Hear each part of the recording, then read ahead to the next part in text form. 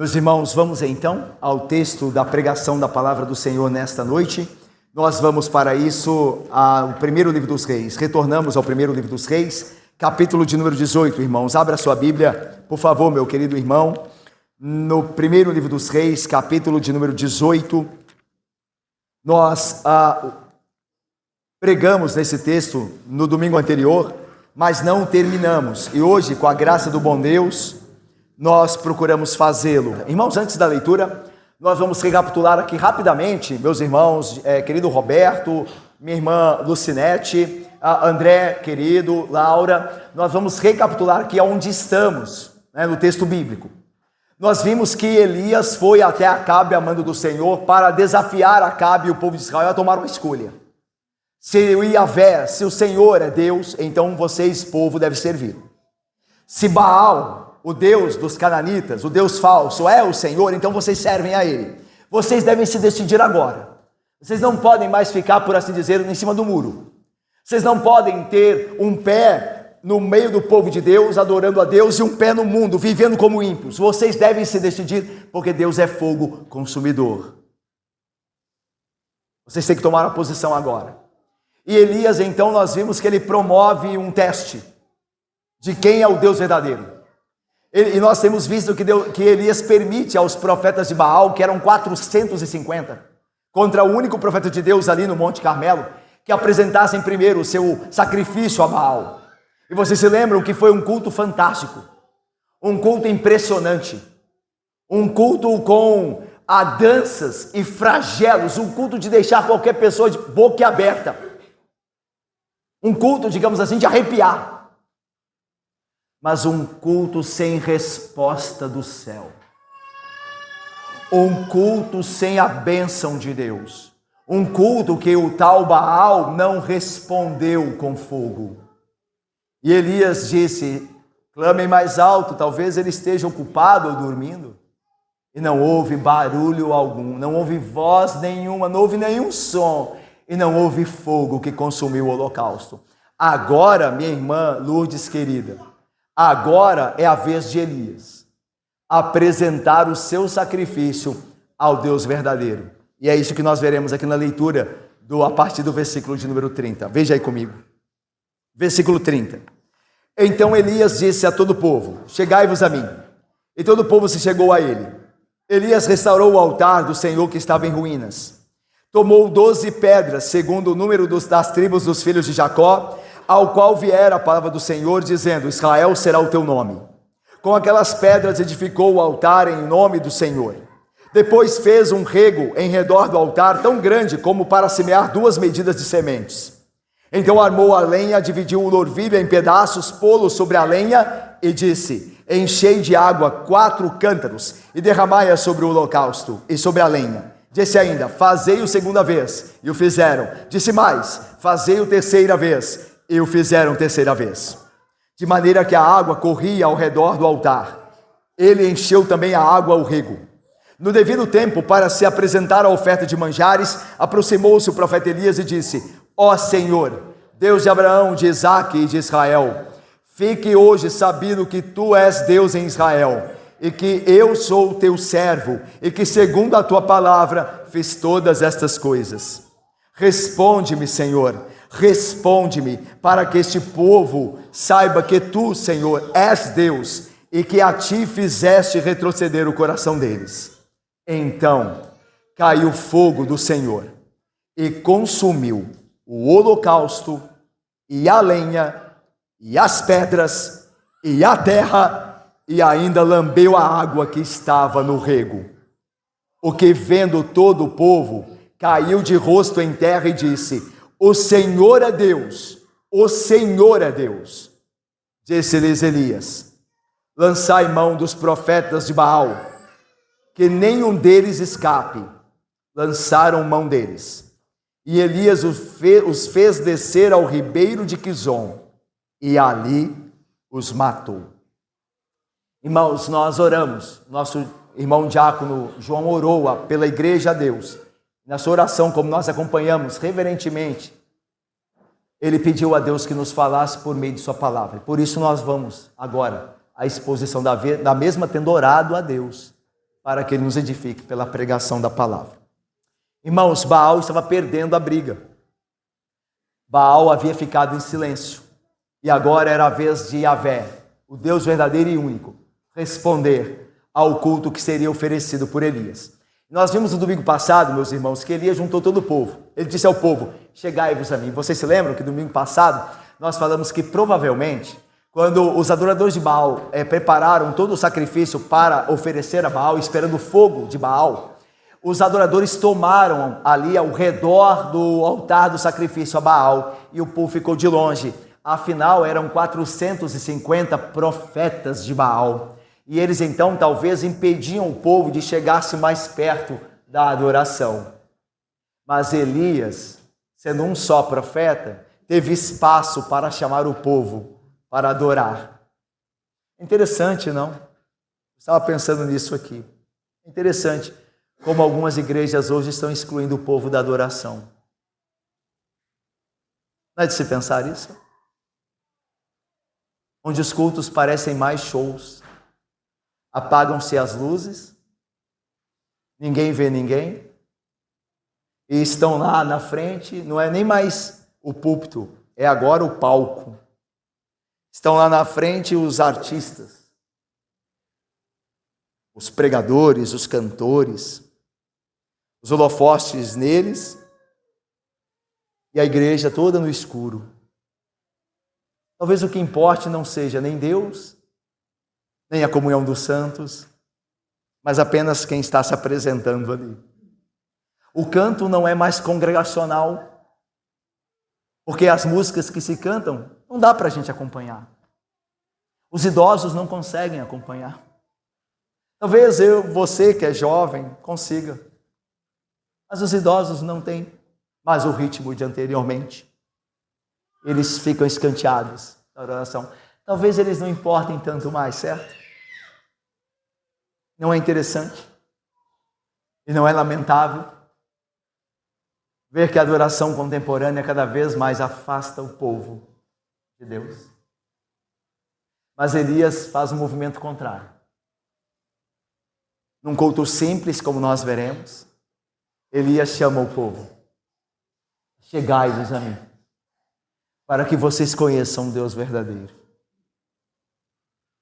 O culto deve facilitar a adoração de todo o povo de Deus, não excluí-lo da adoração, mas chamá-lo à adoração. Porque nós é que adoramos a Deus. Nós reunidos em espírito e em verdade, somos o povo e a família de Deus. Nós juntos adoramos a Deus. Nós cantamos juntos. Um irmão eleva a Deus uma oração a nosso favor.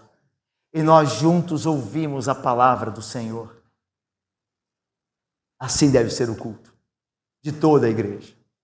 E nós nos alegramos em ver nossos irmãos e podermos enxergar cada um deles cantando louvores a Deus. Os nossos filhos conosco, os nossos pequenos, observando tudo isso e aprendendo no poder do Espírito Santo. Essa é a verdadeira adoração. Simples, é verdade, mas poderosa. Poderosa. E esta era a adoração de Elias. Ele começa chamando o povo a ele: chegai-vos a mim. E todo o povo, diz o versículo 30, chegou-se a ele. Elias restaurou o altar do Senhor que estava em ruínas. Veja que a gente viu que isso é um ato simbólico de Elias. Elias não construiu um novo altar. Elias reconstruiu o altar a Yahvé que estava em ruínas. Nós já vimos no sermão há 2 domingos atrás que provavelmente o Carmelo fora, entre aspas, sequestrado para ser o local da adoração a Baal. E os altares que eram consagrados a Yahvé anteriormente foram destruídos. E altares novos consagrados a Baal foram levantados. Elias não está inventando nada. Ele não está criando nada. Ele está restaurando as coisas. Ele é um restaurador. Assim nós também, como povo de Deus, não inventamos nada na adoração. Nós voltamos à adoração dos antigos. Nós voltamos à adoração da Bíblia. Nós voltamos à adoração verdadeira, aos elementos do culto que a Bíblia prescreve. Nós voltamos, nós fomos reformadores, reformados. Nós somos reformadores, não inovadores. Elias não foi um inovador. ele restaurou o altar que já estava em ruínas. Ele não criou um novo altar. E isso era um ato simbólico da restauração da vida espiritual de Israel. Israel, o reino do norte, estava em ruínas espiritualmente e precisava ser restaurado na presença do Senhor. Assim como a vida de cada um de nós pode estar em ruínas, pode estar em pecado e precisa urgentemente acertar com o Senhor e receber do Senhor a restauração e receber do Senhor a graça. Vamos lá, irmãos. Versículo número 31. Tomou 12 pedras. O próprio autor explica o que elas simbolizavam, segundo o número das tribos dos filhos de Jacó, ao qual viera a palavra do Senhor dizendo: Israel será o seu nome. E no domingo passado nós vimos, irmãos, que Elias não tomou 10 pedras. E era a princípio lógico ou possível que ele o fizesse, porque lembram-se que ele estava no reino do norte, e o reino do norte era composto por 10 tribos, Cauí. E minha irmã Ana e Vitor, querido. O reino do norte era constituído por 10 tribos, e Elias está falando ao reino do norte. Então ele poderia pegar 10 pedras, mas ele se valeu de 12. Ele incluiu as tribos do sul, as duas tribos, Judá e Benjamim. E nós vimos no ano passado que isso significa o quê? Que o povo de Deus está unido, irmãos. E quando um membro do corpo de Cristo está em pecado, todo o corpo sofre. Todo o corpo sofre. Que o que nós fazemos tem a ver com nossos irmãos. Com o que um membro sente tem a ver com todo o corpo. Que os pecados do reino do norte, se não forem acertados diante de Deus, podem influenciar o reino do sul, porque o povo de Deus é uma unidade só. Então, no meio do povo de Deus não existe coisas como cada um toma conta da sua própria vida. Eu não devo explicação a ninguém. Vai cuidar da sua vida, meu irmão, não se meta na minha. Na igreja não existe isso, irmãos. Nós somos membros do mesmo corpo, e o corpo se preocupa com cada um dos seus membros, e dele cuida, e com ele se importa. É por isso que nós nos exortamos mutuamente, porque quando um membro está doente, todo o corpo corre risco de ficar doente. E é por isso que não se separa as 10 tribos ou as 10 pedras das duas tribos ou duas pedras, estão todas ali no altar dedicado ao Senhor. Mas vamos mais, versículo de número 32. Com aquelas pedras edificou o altar em nome do Senhor. Depois fez um rego em redor do altar tão grande como para semear 2 medidas de sementes. Lembram-se, nós falamos domingo passado, querida Ana, que o rego é a espécie de um buraco. Imagine que esse púlpito é o altar de pedras que Elias levantou, trouxe de volta, restaurou. E ao redor ele fez um buraco, ele cavou um buraco ao redor. Um buraco profundo, profundo. E veja mais o que diz o texto, versículo 33. Então armou a lenha sobre o altar, dividiu o novilho em pedaços, pô-lo sobre a lenha, o novilho, o touro novo. Então armou a lenha, dividiu novilhos em pedaços, pô-lo sobre a lenha, e disse: enchei de água 4 cântaros, e derramai-a sobre o holocausto e sobre a lenha. E disse ainda: fazei-o segunda vez, e fizeram. E disse mais: fazei-o terceira vez, e fizeram terceira vez. De maneira que a água corria ao redor do altar, e ele encheu também de água o rego. A ideia é que, lembram-se, irmãos, a geografia bíblica que nos dá suporte, que na base do Monte Carmelo havia o rio Quizon. Tanto que o rio Quizon, o autor faz referência ali no final do nosso texto, versículo 40. Olha aí. Elias os fez descer aos profetas de Baal ao ribeiro de Quizon, e ali os matou. Então, perto do monte, lá na base do Monte Carmelo, descendo o Monte Carmelo, estava o rio Quizon.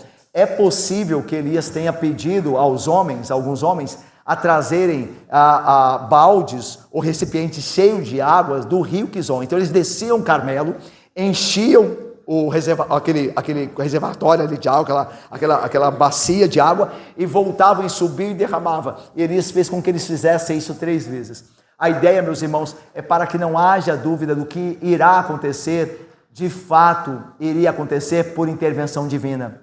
Que Elias não é um falso mágico que faria de alguma forma uma faísca e fogo consumiria o altar. Não, meus irmãos, uma faísca não teria condição de queimar, como nós vimos aqui, o novilho, as pedras, o rego, a terra e toda a lenha que ali estava. Só o fogo do Senhor poderia fazê-lo. Elias está certificando e deixando claro ao povo que não há nenhum truque. Ao encher de água o altar 3 vezes, encharcá-lo de água, ele está dizendo: o altar não pegará fogo, senão por intervenção divina. E agora Elias vai prestar o culto dele. E o culto de Elias, como nós começamos a ver no domingo passado, é um culto muito simples, extremamente simples, comparado ao culto de Baal. O culto de Elias é o culto de uma oração, que talvez não tenha durado nem 1 minuto. Acho que nós conseguimos ler a oração de Elias em 1 minuto, ou menos que isso. E mesmo assim foi o culto agradável a Deus.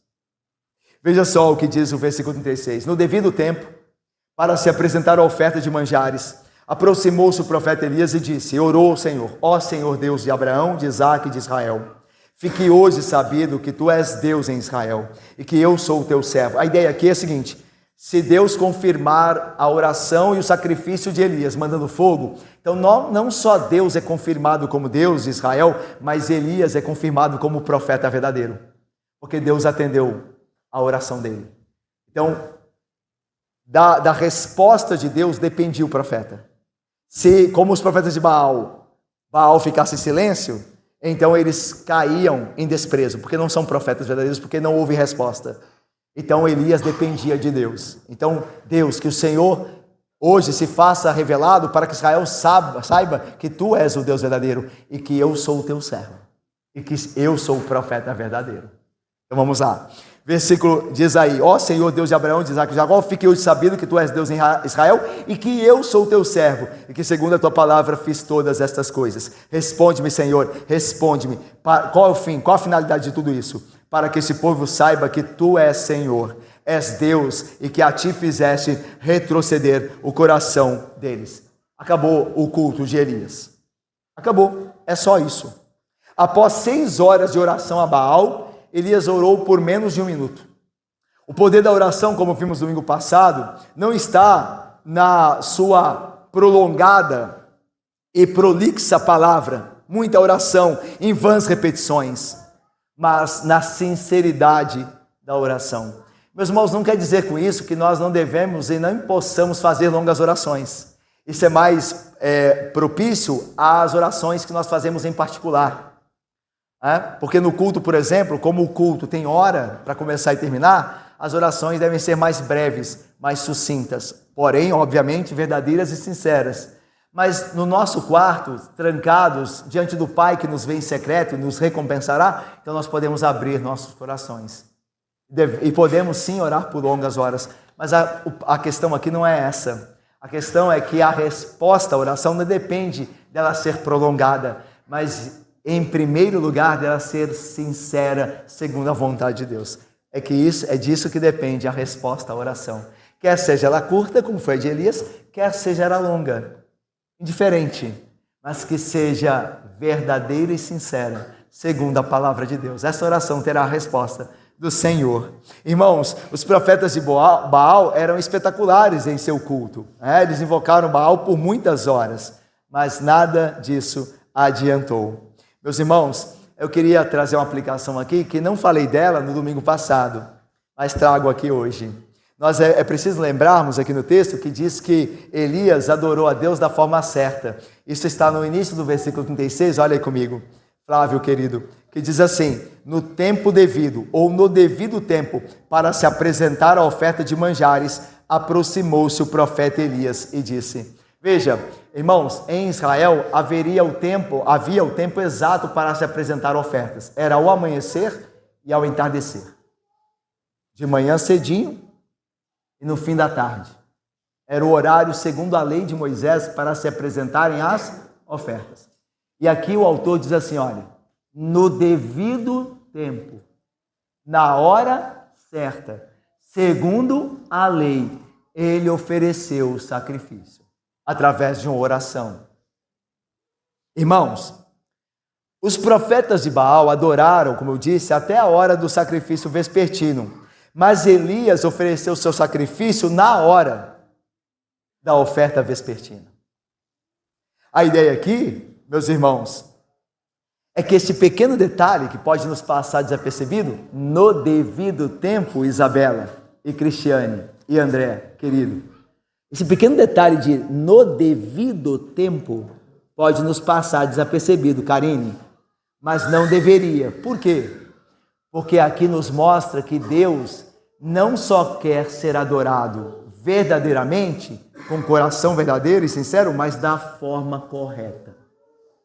Daí a ideia, Maria Alice, de no devido tempo, segundo o que foi por Deus estipulado, segundo a lei de Deus para a adoração. Irmãos, Elias certamente aprovaria o que os teólogos reformados denominaram chamar de o princípio regulador do culto. A Confissão de Fé de Westminster, um dos nossos documentos que expressam a nossa fé bíblica, diz assim, e explica esse princípio regulador do culto com essas palavras, abre aspas. O modo aceitável de adorar o verdadeiro Deus é instituído por Ele mesmo e tão limitado por sua vontade revelada, é limitado esse modo, que Deus não deve ser adorado segundo as imaginações e invenções dos homens, ou sugestões de Satanás, nem sob debaixo de qualquer representação visível. Lembra lá? Quando a gente fala de ficar representando Jesus em seriados é pecado? Porque Deus não deve ser adorado por qualquer representação visível. E lembre-se, meu irmão querido, eu sei que você sabe disso, pela graça do bom Deus, nós sabemos disso. Jesus é Deus. E não se separa Jesus da divindade, da sua natureza divina. Esse argumento de, pode-se fazer imagem de Jesus porque ele é homem. Você está separando o inseparável. Jesus não é só homem. Jesus é Deus homem, hoje e sempre. Você não separa isso. Ou você crê em Jesus só de uma parte. Você deixa de crer em Jesus Deus e crê em Jesus homem. Ou vice-versa. Crê em Jesus no homem, mas não crê nele como Deus. Ou crê como Deus e não crê como homem. Não, Jesus é Deus homem. E nós aceitamos Jesus como ele é. As duas naturezas em uma só pessoa. Então, quando se faz imagem de Jesus, está se fazendo a imagem de Jesus, Deus, homem. E a Bíblia diz para que não façamos imagem de representações de Deus. É pecado. Nós vemos filmes, seriados, em que Jesus é representado, porque Jesus, embora tivesse natureza humana, também tem natureza divina, hoje e sempre. E para sempre o será assim. Portanto, fujamos dessas representações que mais atrapalham, mais diminuem a imagem do Senhor do que exaltam. Pintando Jesus que não é o da Bíblia. É um falso Jesus. Fujamos dessas coisas. Vamos conhecê-lo na Bíblia. Quando Jesus disse, se vocês querem me conhecer, ele nos diz assim, vão para a série de TV. Vamos ver um filme. Ele não diz isso. Ide às Escrituras, porque elas testificam de mim. Elas dão testemunho de mim. Vão à Escritura, o lugar confiável de se conhecer Jesus.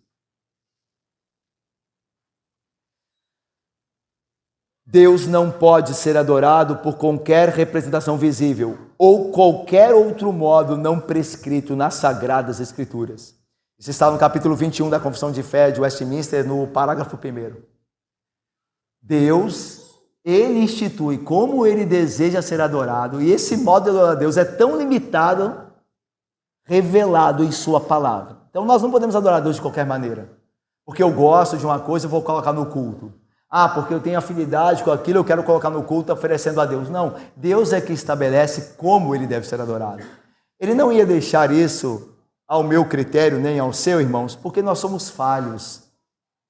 Nós nos enganamos com o que queremos, quanto mais com que relação ao que Deus quer, se ele mesmo não revelar a sua vontade. E ele o fez, para que nós andemos limitados pela sua vontade, porque disso Deus se agrada. Então cultuemos a Deus da forma correta, conheçamos os elementos do culto, a oração, o canto, os sacramentos, o ofertório, a leitura e a pregação da palavra. Esses são os elementos do culto da Bíblia. Toda vez que você vê um culto público a Deus, você vai ver cânticos, oração, leitura, pregação, ofertório, sacramento. Aí nós vemos isso, reconhecendo isso pela iluminação do Espírito, nós fazemos o quê? Nós imitamos, nós fazemos igual, nós não inventamos, nós imitamos, nós fazemos igual, porque Deus deseja ser adorado, Ele não muda, esta é a maneira de adorá-lo hoje e sempre. E nós devemos fazer, porque Deus é fogo consumidor. Mas vamos lá, meus irmãos, visto que Deus é aquele que recebe a adoração, Ele tem o direito de determinar o que Ele deseja como adoração, e nós temos o direito de obedecer. O nosso direito é de obedecer. Eu e você, nós temos o direito de obedecer. Deus discipular o que Ele quer, e nós o direito de obedecer. O Novo Testamento, irmãos, descreve a adoração por meio da oração, como eu falei, da leitura bíblica, da pregação, dos sacramentos, batismo e ceia do Senhor, o canto, da confissão de nossa fé, dos sacramentos, como vimos aqui, da doação de ofertas. Nós devemos adorar a Deus das maneiras que Ele prescreveu em Sua palavra. Nós não devemos nos importar se o nosso culto é muito simples. O que nos importa é se ele é aceitável a Deus. É o que nos importa. Alguém poderia olhar o culto de Elias e falar: nossa, que culto simples, que culto chato. Culto chato. Chato.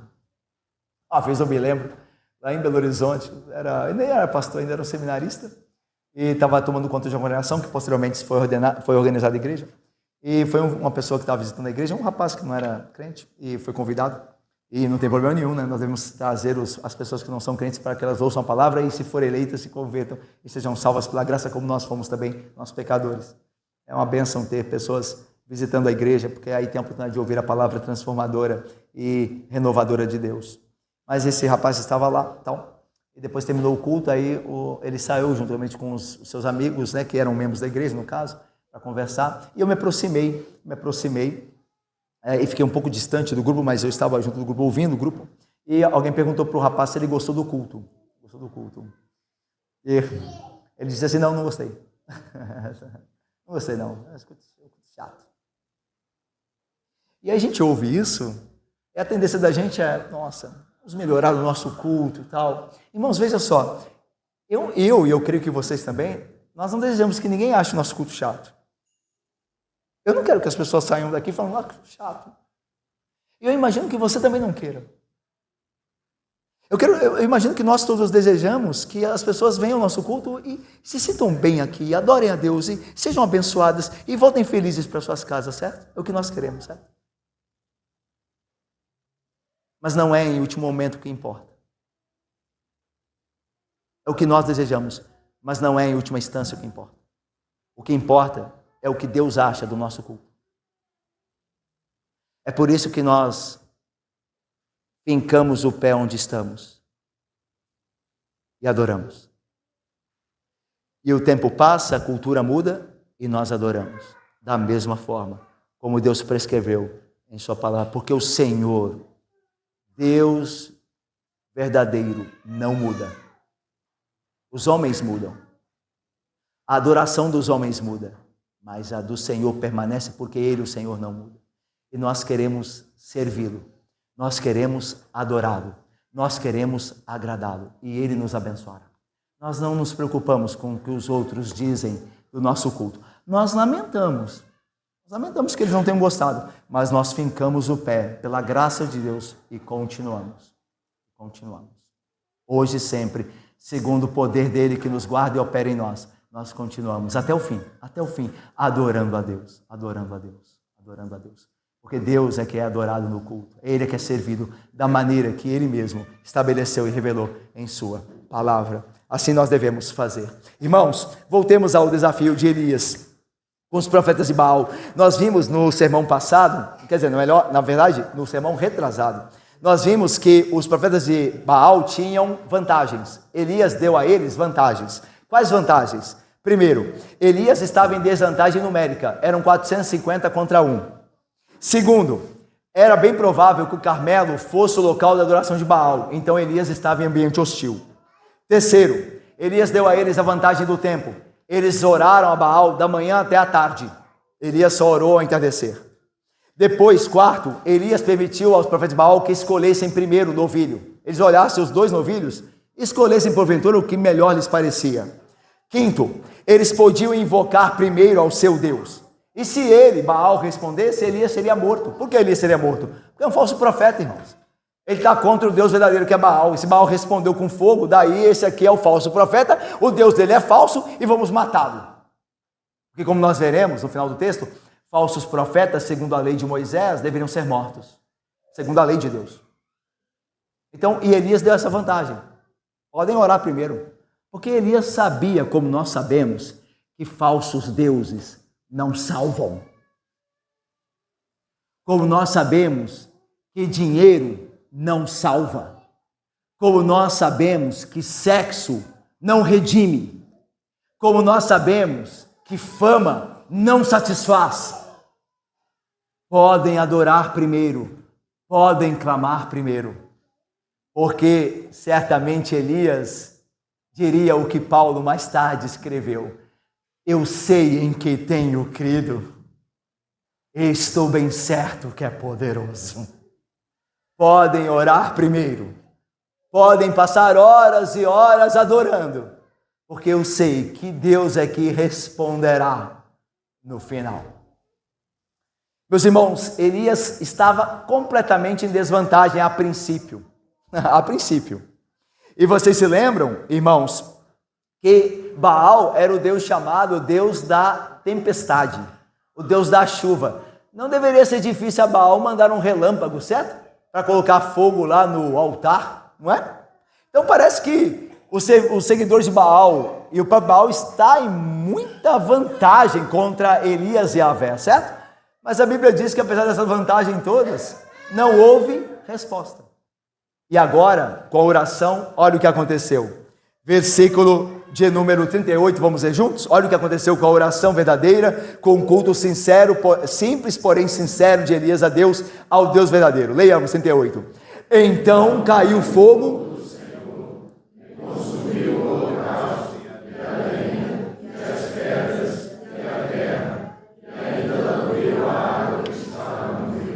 Irmãos, nada sobrou, diácono João Felipe, nada sobrou, Marcelo querido. O fogo do Senhor consumiu o novilho, a lenha, as pedras, a terra, a água. O fogo do Senhor Deus Todo-Poderoso caiu do céu e consumiu tudo. Quem era Baal diante do Senhor agora? O Deus de Elias é fogo que queima e consome. Veja como fogo e o Senhor estão unidos na Bíblia. Deus é o Deus que faz cair fogo e enxofre, que fez cair fogo e enxofre sobre Sodoma e Gomorra. Gênesis 19. Deus é o Deus que apareceu em Moisés na sarça pegando fogo ardente. Êxodo 3. Deus é quem liderou os israelitas através de uma coluna de fogo durante a noite, Êxodo 13. Deus é quem consumiu o holocausto no altar de Arão, Levítico 9. Deus é quem destruiu Nadab e Abiú com fogo quando eles apresentaram o aroma ou o sacrifício não autorizado, Levítico 10.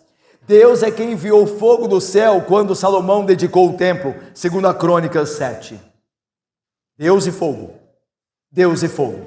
Ora para provar, ora para condenar, ora para guiar, ora para destruir. Irmãos, daqui nós entendemos e cremos que nós devemos saber diante do Deus do qual estamos, ou de quem estamos. Irmãos, vocês se lembram de Nadab e Abiú? Eu citei aqui. Nadab e Abiú eram sacerdotes, e eles resolveram em um momento apresentar um fogo estranho. Não se sabe muito bem o que significava ali no texto, o texto não dá explicações, o texto de Levítico 10 não explica o que era o fogo estranho, mas há possibilidades. Talvez fosse um fogo que não fora retirado do altar. O fogo do incensário, que fazia o incensário queimar diante do Senhor, era um fogo que, segundo a lei, tinha que ser retirado do altar do sacrifício. Talvez Nadab e Abiú tenham tirado o fogo de qualquer outro lugar. Talvez o incenso, que possuía alguns elementos para ser ali confeccionado, fosse por Nadab e Abiú confeccionado com outros ingredientes que o Senhor não tinha ordenado. E por isso foi apresentado ao Senhor um fogo que ele não ordenou. O fato é que fogo saiu da parte do Senhor e matou queimados Nadab e Abiú, enquanto ofereciam o serviço a Deus. E é interessante que é o que o pai, Arão, lembra-se Arão, irmão de Moisés? Era o pai de Nadab e Abiú. É importante lembrar o que o pai, Arão, ouve de Deus quando os filhos dele morrem queimados. Olha o que Deus diz. Os filhos Nadab e Abiú morreram queimados. Aí Deus chama Arão e Moisés e diz a Arão: isto é o que o Senhor disse: mostrarei a minha santidade naqueles que se cheguem a mim. Lembra que nós, durante a liturgia, falamos que Deus é um fogo devorador? Que a maneira com a qual nós nos colocamos diante dele pode ser perigosa para nós. É isso que está dizendo o texto aqui. Quando se adora a Deus, o que desce da parte dele é um fogo que consome tudo. E se a alma estiver em pecado e não se arrepender, Deus destruirá. Mas aquele que se arrepende, este fogo purificará. Depende de como você se apresenta diante do Senhor, que é fogo. Nadab e Abiú, Alã, se apresentaram de forma indevida. O Senhor os destruiu. Meus irmãos, deixe-lhes falar, meus irmãos. Nós achamos que Deus é um igual a nós. Lembra do Salmo 50 que nós lemos? Deus diz assim: por um tempo eu me calei. Deixe-me aplicar isso para nós aqui. É mais ou menos, irmãos, como se eu e vocês estivéssemos vindo à igreja domingo após domingo, vivendo uma vida de pecado durante a semana e não acontecesse nada. E a pregação, o que nós ouvimos na Bíblia é que Deus é fogo consumidor, que Deus vai destruir, que Deus vai dar paga ao pecador, só que não acontece nada. E eu estou em pecado e não cai nenhum fogo. Eu não sou destruído por fogo nenhum. E aí Deus diz assim: por muito tempo eu me calei. Eu permiti que vocês vivessem em pecado. E o que vocês acharam? Diz o Salmo 50 que nós lemos. Vocês acharam que eu era como um de vocês. Eu queria fazer até alguma coisa, mas não tinha como. Mas vocês verão que não. Eu arguirei vocês dos vossos pecados e eu os porei à vista de vocês. Irmãos, eu e você, meu irmão querido, todos nós aqui somos pecadores. Todos nós pecamos em muitas coisas. Mas se nós não nos arrependermos dos nossos pecados e ousarmos estarmos diante de Deus adorando, abrindo a nossa boca para pregar, ou para adorar, cantando louvores e orando, sem se arrepender de pecados, vindo do pecado, Deus vai nos arguir, Deus vai tomar de fato a paga dos nossos pecados e nós seremos envergonhados e destruídos. Ele prometeu, ele não falha. Ele é fogo que vem, ele não guarda silêncio. Ele é fogo devorador, ele é fogo que arde. E quando Deus vier, irmãos, ai daquele que levou estas coisas como se fosse nada. Considerai, diz Deus no Salmo, considerai estas coisas. E Deus é fogo consumidor. Nós vimos isso aqui com Elias. Nada sobrou quando Deus desceu, quando Deus se revelou. Esta é uma primeira verdade que eu aplico aqui do texto. Nós estamos diante de um Deus que nós deveríamos temer muito como nós nos colocamos diante dele. Nós devemos pensar e considerar muito como nós nos apresentamos para a adoração. Segunda coisa é que Deus se revela quando quer e a quem quer. Elias não poderia provocar a manifestação divina. A única coisa que ele fez foi orar e esperar e clamar. Lembra? Responde-me, Senhor. Responde-me. E o que ele poderia fazer agora? Esperar. Porque Deus se revela quando quer e a quem quer. Irmãos, o mesmo vale quando nós compartilhamos o Evangelho de Cristo. Não é verdade? Você está pregando o Evangelho ao seu parente, ao seu amigo de trabalho, ao seu colega de faculdade, ao seu colega de escola, não é assim? Ao seu vizinho lá do mesmo andar, não é? Você pode pregar o evangelho a ele, e você deve.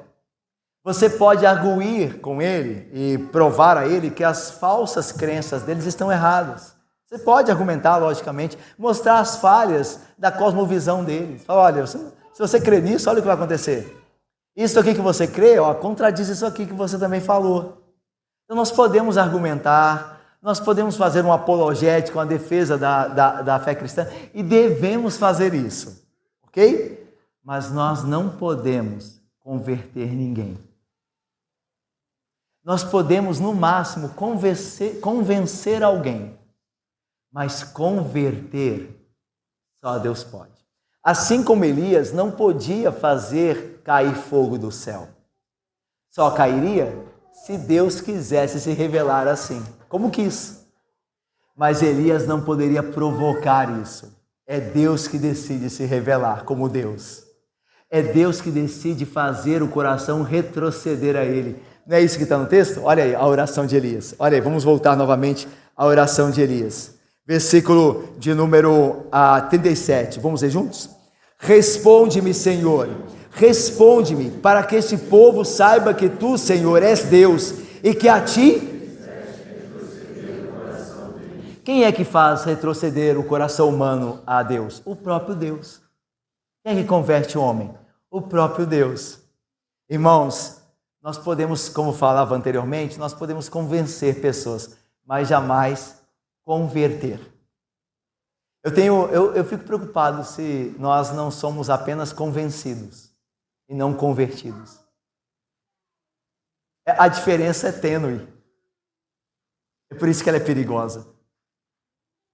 Tiago, Felipe, a diferença é tênue entre um convencido, minha irmã Silvia e minha irmã Júlia e Diácono Cássio, de um convertido. O convencido é aquela pessoa que vai à igreja, ouve a palavra do Senhor e concorda. Isso aí é bom. É bom. Na verdade, Deus tem que ser honrado mesmo. A gente tem que estar domingo na igreja. A gente tem que criar os filhos da gente segundo a lei de Deus. O crente não pode mentir. O crente tem que trabalhar, viu? Mas acreditar que todo mundo que é convencido de que essas coisas são boas, as vive de fato, é outra coisa. Eu posso ser convencido da doutrina, agora vivê-la é outra coisa. Tem um abismo no meio dessas coisas. E eu tenho preocupação, meus irmãos, se a cristandade não é mais convencida do que convertida.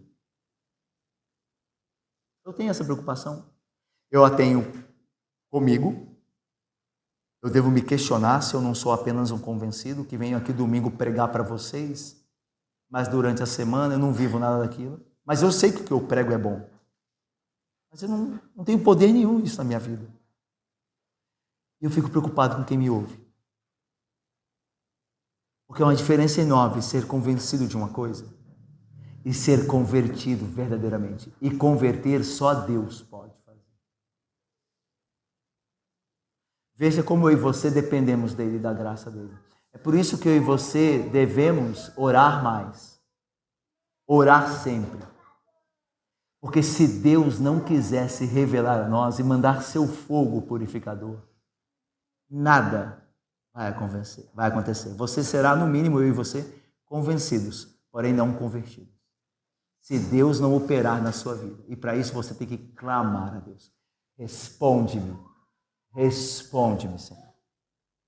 Uma vida de oração, Gabriel, é uma vida mais do que necessária para aqueles que realmente querem se apresentar como convertidos ao Senhor. Não se engane, viu, meu irmão? Se você não é um convertido, você está se enganando a si mesmo. Está perdendo tempo aqui. Você tem que ser um convertido. E quem pode fazer isso é só Deus. Por isso, busque ao Senhor. Senhor, não me permita que eu seja um convencido, mas um convertido. Revele-se a mim, Senhor, da maneira que o Senhor é em sua palavra. Transforma o meu coração. Faz-me conhecer o Senhor verdadeiramente, a minha vida mudar.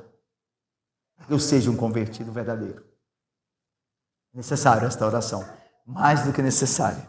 Ela é vital. Terminando, o versículo 39. O que vendo o povo, quando viu o fogo de Javé que caiu, o povo também caiu de rosto em terra e disse: o Senhor é Deus e o Senhor é Deus. Irmãos, lembra que o povo ficou calado lá no início dos desafios? Já faz alguns domingos, né, que a gente foi para o início de 1 Reis 18. Mas lembre-se quando o profeta Elias colocou o desafio: se Javé, se o Senhor é Deus, serviu ou seguiu, se Baal é Deus, seguiu. E a Bíblia diz que o povo ficou calado. Ou seja, não teve nenhuma resposta do povo. O povo ficou sem decidir, ficou calado. Agora o povo não está mais calado. Agora o povo fala: o Senhor é Deus. O Senhor é Deus. Meus irmãos, Deus havia convertido o coração do povo a Ele. Fizeram o coração do povo voltar de Baal a Ele novamente, ao Senhor Deus. O povo agora está adorando verdadeiramente, meus irmãos. E o que fez isso? O Senhor se revelando. Quando o Senhor se revela, a conversão. Quando o Senhor fala por meio do seu Espírito, a conversão. Irmãos, o pregador pode ser o mais eloquente, pode ser o mais vibrante, mas se o Espírito de Deus, Valcácer, meu irmão, não falar ao coração, Marlinéia, de nada adiantará. De nada adiantará. Uma igreja pode ter o melhor dos pregadores. Se o Espírito de Deus não converter o coração, o máximo é que nós vamos sair daqui impressionados, mas não de fato regenerados, santificados. Porque é o Espírito de Deus que faz isso. Por isso nós pregamos a palavra. Nós confiamos na palavra, porque o Espírito se vale dela para transformar o seu coração. E deixa eu lhes falar, meu irmão, eu tenho procurado lembrar disso sempre a mim, e quero lembrar a vocês também. Se eu estou diante da palavra do Espírito sempre, ouvindo-a, eu tenho que mudar a minha vida. Porque se a palavra de Deus, a palavra do Espírito não fizer isso, nada fará. Se eu e você sairmos daqui hoje à noite da mesma forma como entramos, esse é um sinal muito perigoso de que a minha alma e a sua está em grande risco. Porque se a palavra de Deus não tem mudado a mim e a você, olha, as nossas esperanças acabaram. Nada fará. Nada fará. Nenhuma experiência, por mais impressionante que seja, fará com que você mude de vida se a palavra de Deus não fizer. Porque o Espírito se vale da palavra. É através da pregação da palavra que o Espírito muda a vida. Por isso eu e você temos que mudar de vida se nós temos ouvido verdadeiramente a palavra do Espírito de Deus. Como termina o texto? Olha aí, versículo 40. Vamos ler juntos para terminar? Leiamos. Disse-lhes Elias: lançai mão dos profetas de Baal, que nenhum deles escape. Lançaram mão deles. E Elias... Irmãos, isso pode parecer hoje estranho, né? Ao nosso contexto, né? Que Elias, um profeta de Deus, saiu matando gente lá. Mas nada mais, nada menos, Elias está fazendo o que? Obedecendo à lei de Deus. Lá em Deuteronômio, capítulo 13, está escrito assim, eu vou ler para vocês. Olha só, atenção, olha. Deus diz assim, olha que texto importante. Quando em alguma das tuas cidades, que o Senhor Deus te dá para nela habitares, ouvires dizer que homens malignos saíram do meio de ti e incitaram os moradores da cidade dizendo, vamos e sirvamos a outros deuses que não conhecesse, então veja, vamos primeiro aqui a primeira parte, qual que é o quadro? O que Deus diz? Quando vocês estiverem nas cidades de Canaã, que eu dou a vocês, e vocês verem alguém se levantando lá, anunciando falsos deuses, uma falsa adoração, alguém no meio de vocês, então vocês vão proceder assim. Aí Deus continua. Inquirirás, investigarás, e com diligência perguntarás. Então é interessante que havia todo um processo judicial. Se você souber que tem algum herege, diz Deus lá em Israel, no meio de vocês, vocês vão se certificar que a pessoa é um herege mesmo. Vocês não vão sair destruindo ninguém antes de ter um processo aí de investigação. Vocês vão colher testemunhas, vão investigar, vão fazer perguntas. Porque Deus não é injusto. O processo não pode ser injusto. Então, se for verdade que aquele homem é um herege, e certo de que tal abominação se cometeu no meio de ti, então certamente ferirás a fio de espada os moradores daquela cidade que se voltou contra o Senhor em adoração falsa, destruindo-a completamente, e tudo o que nela houver, até os animais.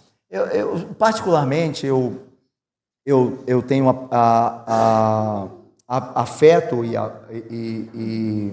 admiração pela palavra de Deus, quando nesses textos falam que aquilo que vem dos idólatras deveriam ser destruído totalmente, até os animais. Você fala assim, os animais, que culpa que tem, né?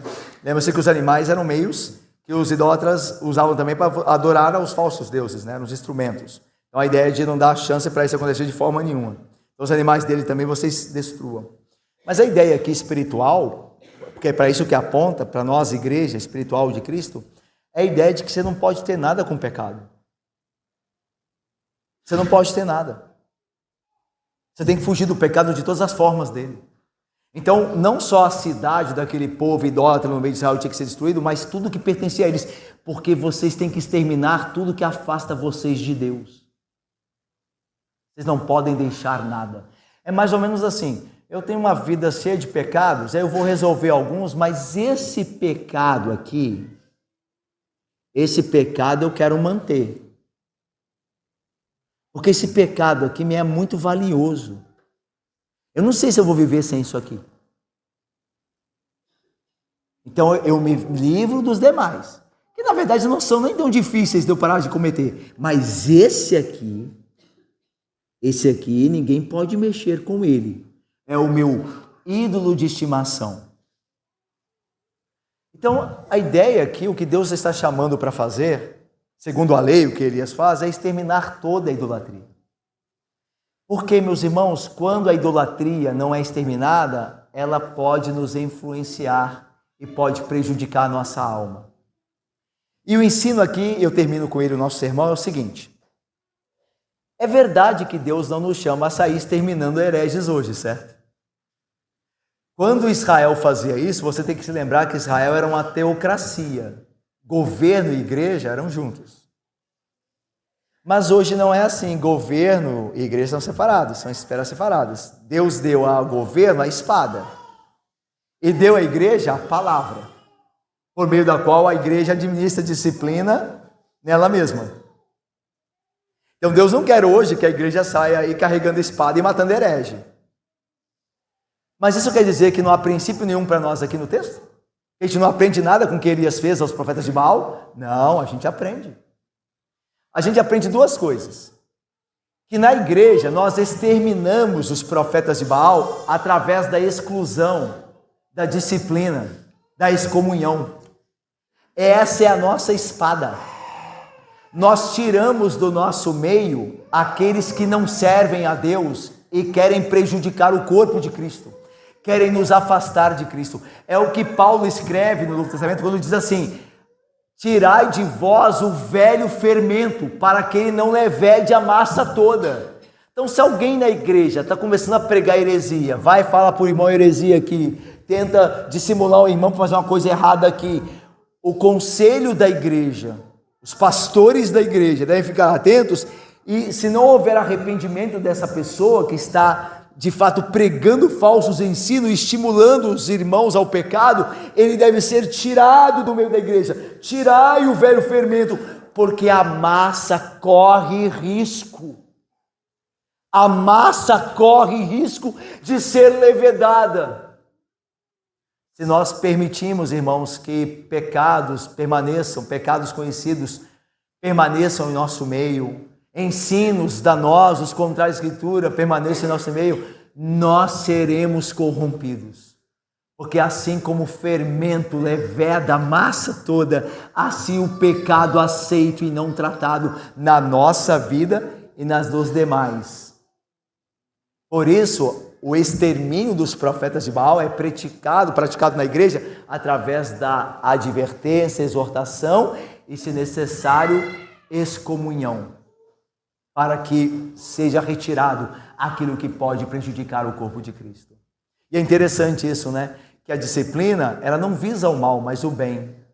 A disciplina ama a igreja, preserva a igreja, ela ama o povo de Deus. É por isso que no nosso meio nós devemos repreender pecados, exortar pecados. Por quê? Porque é o povo de Cristo que está em jogo. É o povo dele, é o povo dele, é a igreja dele. É por isso que nós não podemos ficar omissos quanto a isso. Como Elias não ficou. Tomai, lançai mão dos profetas de Baal, eles não podem permanecer no nosso meio. Lançai mão deles. Vamos exterminá-los. Porque nós podemos ser prejudicados pela idolatria deles. Uma segunda aplicação é que Deus nos chama a lutar contra os nossos pecados. Deixa eu falar uma coisa para vocês. Uma coisa poderosa para terminar aqui, à luz da Bíblia. Se eu fico olhando o pecado dos outros e exortando e corrigindo os outros, o que é lícito fazer, sem lutar e exterminar os meus próprios pecados, eu sou um hipócrita, certo? Se eu tenho uma visão muito aguçada para o erro do meu irmão e uma visão míope para o meu, eu sou um hipócrita. Como é que Deus pode ser adorado por mim dessa forma? Lembra o que Paulo diz lá em Romanos? Se tu, tendo o sobrenome de judeu, te glorias na lei de Deus, e és instrutor de crianças, e ensinas que não deve roubar, que não deve pecar, sim, tu, mestre da lei, ensina as pessoas essas coisas e as corrige, tu que praticas as mesmas coisas que condenas, pensas que escaparás do juízo de Deus? Você que ensina as pessoas, que corrige as pessoas, não corrige a você mesmo? Você pensa que você escapará dos Deus só porque você corrige as pessoas? Não. Você não escapará porque isso é hipocrisia e Deus odeia hipocrisia. Nós devemos olhar as falhas de nossos irmãos, mas antes tirar a trave do nosso olho. Nós devemos olhar o cisco de cada um de nós aqui, para ajudar o nosso irmão a enxergar melhor, mas não sem antes tirar a trave do nosso olho. Então, meus irmãos, nós devemos lutar e exterminar os profetas de Baal dentro de nós. Não só os que estão colocando a igreja em perigo, mas dentro de nós mesmos. O que colocam a nossa alma em perigo. Nós devemos exterminar os falsos ídolos dentro de nós. Nós não podemos tolerá-los. Nós não devemos fazer pouco caso deles. Nós devemos fazê-los morrer. Cada profeta de Baal do nosso coração tem que morrer. Nós temos que lançar mão deles e exterminá-los com toda a nossa ira santa e fervor. Fazê-los morrer. Fazê-los morrer. Os ídolos do nosso coração. E é isso que o texto nos ensina também, quando nos mostra que Elias não poupou os falsos adoradores. Nós também não devemos poupar os nossos pecados, nos quais nós temos vivido. Eu termino com a frase de um teólogo. O teólogo disse, de uma forma jocosa, é verdade, mas verdadeira, ele disse que o crente é um assassino. Todo crente é um assassino. Um assassino de si mesmo. Todo crente é um assassino dele mesmo. Fazei morrer a vossa natureza carnal. Você e eu devemos estar comprometidos em fazer morrer o nosso eu. A luta que mais importa na sua vida é a sua luta contra você mesmo. É a que mais importa e que vai decidir o seu destino. Você quer ajudar os seus irmãos a lutar melhor, né? Mas não sem antes lutar contra você. O seu pior inimigo é você mesmo. O meu pior inimigo é o Paulo. Ninguém quer me destruir mais do que eu mesmo, do que o velho Paulo. Ninguém pode fazer mal a mim mais do que eu mesmo, o velho Paulo. O velho Paulo tem que morrer pelo poder de Cristo. Ele deve morrer. Fazei morrer a vossa natureza carnal, para que Cristo viva em vocês. Vocês devem morrer antes. A maior luta que você tem é a luta com você mesmo. Você é o seu pior inimigo. Você e o seu coração são os seus piores inimigos. Faça-o no poder de Cristo morrer, para que Cristo viva em você. Vamos orar. Deus santo e bendito. Deus santo e bendito. Fogo consumidor.